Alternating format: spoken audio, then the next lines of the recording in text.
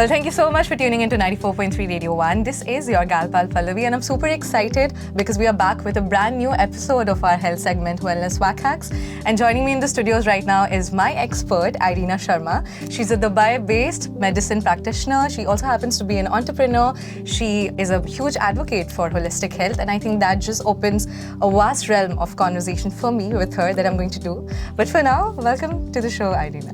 Wow, all in one breath. Thank you so much. What a flow. But it's really great that we are getting to learn about so many things, which is so basic. It sounds so basic to my ears, but I didn't really know that. And there's something really interesting, the connection between indigestion and mental health that my doctor told me the other day. And I didn't really know that when you're constipated or when food is not getting digested as it is supposed to, it causes mood swings. Of course, and triggers mental health causes. It's the connection.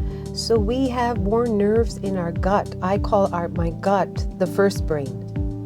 This is the second brain for me. The connect is so deep right now. The best of the doctors also don't know in depth. We just started to learn this, So think about it. In the olden times also they used to say all diseases start from the stomach. Yeah. So what does that mean?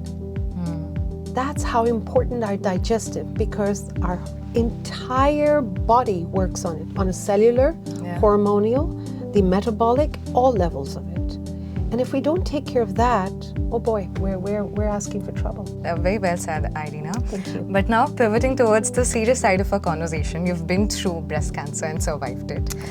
You are responsible for pioneering the Middle East's first breast cancer campaign. And I'm sure going through such a rough patch might have changed your perspective towards life. You have also founded Live Well, and you've taken on to this journey of empowering people to sort of take control over their health. So talk to us about this mission that I see that you've sort of taken over. Well, thanks for bringing this up. This is very close to my heart, of course, for various reasons. Cancer as a whole has become just such a huge brand and a scary brand to people.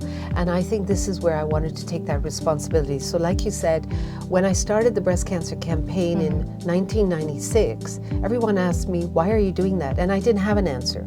I said, but why not? Because I want to learn, and my breasts were just growing that time. So it's like, I want to learn about it. And my mom is there, my sisters are there, and I didn't know anything about it. Nobody talked about it, right?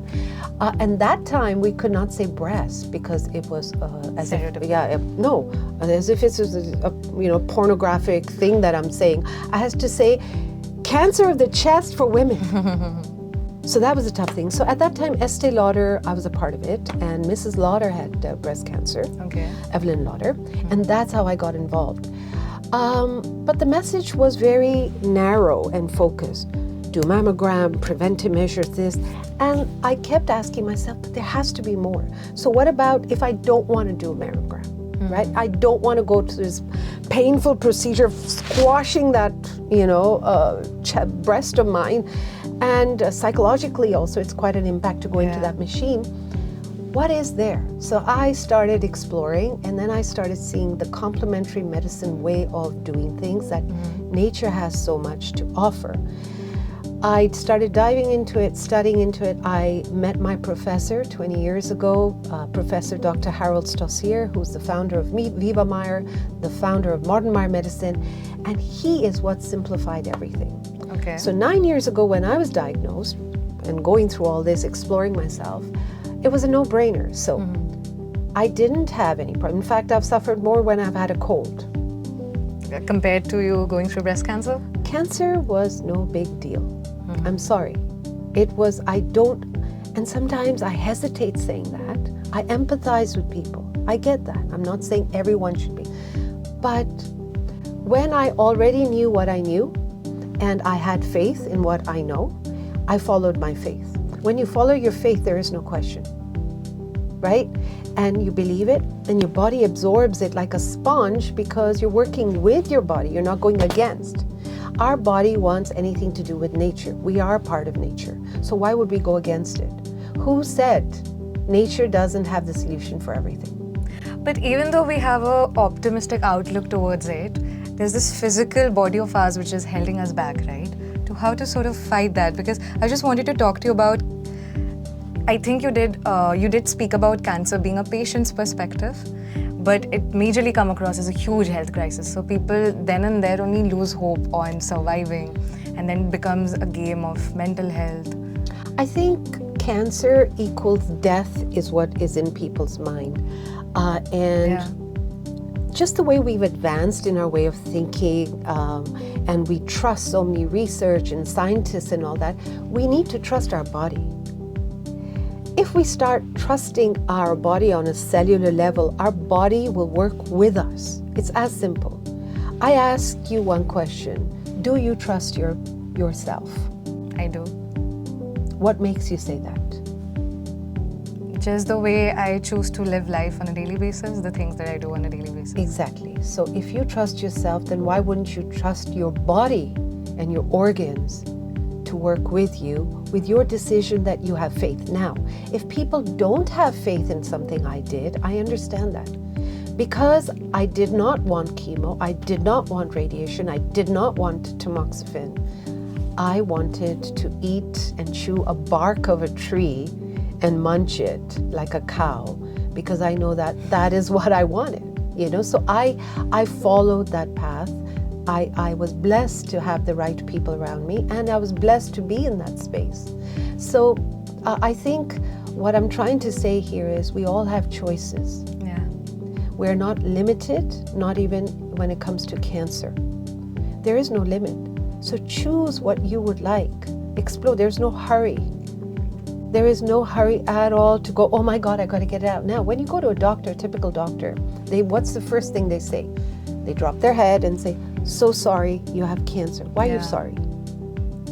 What's there to be sorry?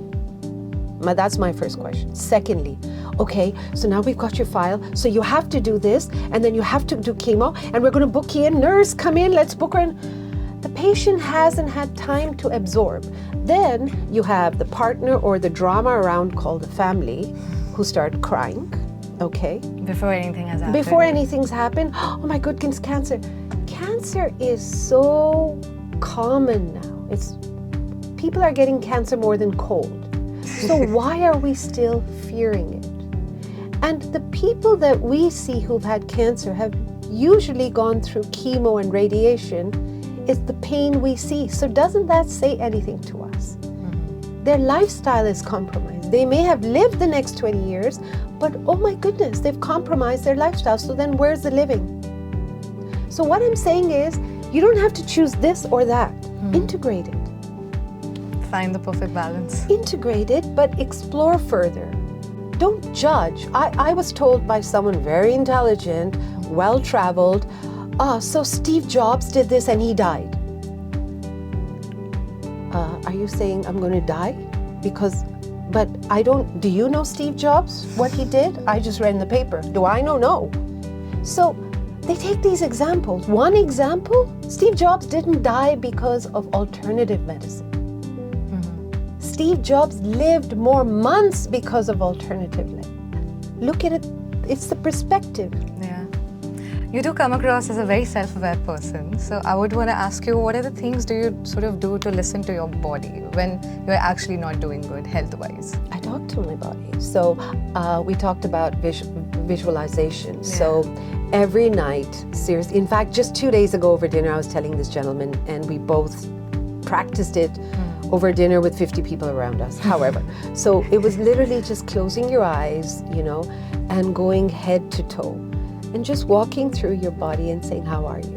Inside, just how are you? So you walk through all your organs and you tap into it. Literally tap, the tapping technique and all. Yeah. And it takes, 2 to 5 minutes? And trust me, that organ that's not doing well, you'll stop right there. And you wonder, okay. Wow, I shall practice that and try that for myself. So you spend time with your best friends, hopefully every day and all. Yeah. These are my best friends, my organs.